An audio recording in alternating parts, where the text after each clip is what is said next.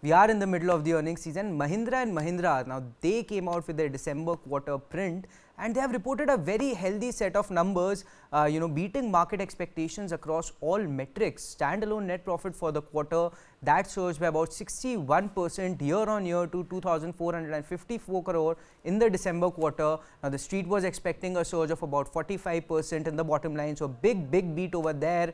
However, one must note that that the surge in net profit was driven by other income component, which jumped by about 82% on a year-on-year basis, and includes a gain of about 90 crore on some non-current investments. But revenue also for the quarter under review surged by about 16% to 25,642 crore. Now this was driven by the highest ever SUV sales for the quarter.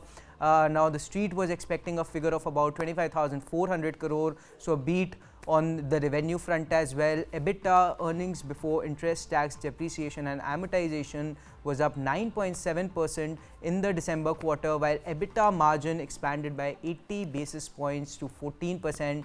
Again, both figures are ahead of what the street was anticipating. The company overall has seen a brilliant quarter. Actually, it stood at number one place in the SUV segment in the quarter, with a revenue market share of about 21%. M&M is also on the top of the tractor category. Its market share has improved to about 41.8% in the quarter under review, whereas in the commercial vehicle category, there also its market share has improved to about 49.6% as of the December quarter. And even the stock, the stock was trading under some bit of a pressure ahead of the results, but it managed to end in the green with a gain of about 1%, very close to the day's high. Akshay, I'll come to you on the stock. Good numbers, healthy set of numbers. The tractor segment, that was a pain point for Mahindra. Mahindra also showed some signs of recovery. Revenue did pick up on a year-on-year basis, but Mahindra has been a relative underperformer when you compare it with Maruti Suzuki and your Tata Motors. In the last 6 months, I think it has given returns of about 6%, whereas the other two stocks have surged from 20 to 60%. What's the call on Mahindra and Mahindra? Is the time right to enter this stock?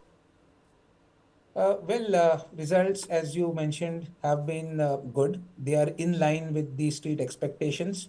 Now, the reaction has been positive, but not very exciting enough that you have a blowout price move. So, if you go by the technical charts, as I see, it's the broader chart structure is in a range. The upper end of the band is 1740 and the lower end of the band is around 1580, and the prices have been stuck in this range for the last 2 to 3 months. Right now, as we close today, we are at the midway of this range. So one level which I understand from a trading perspective is 1620. You need to note this level. You need to have this as your stop losses in case you have a long bet placed on this stock, because at this point it is still in the range. I do not see any major move happening in this stock as yet. So keep a stop loss. I would not recommend any fresh trade on this as the chart reads. But in case it recovers from here, then 1720, 1740 should be on as the chart reads.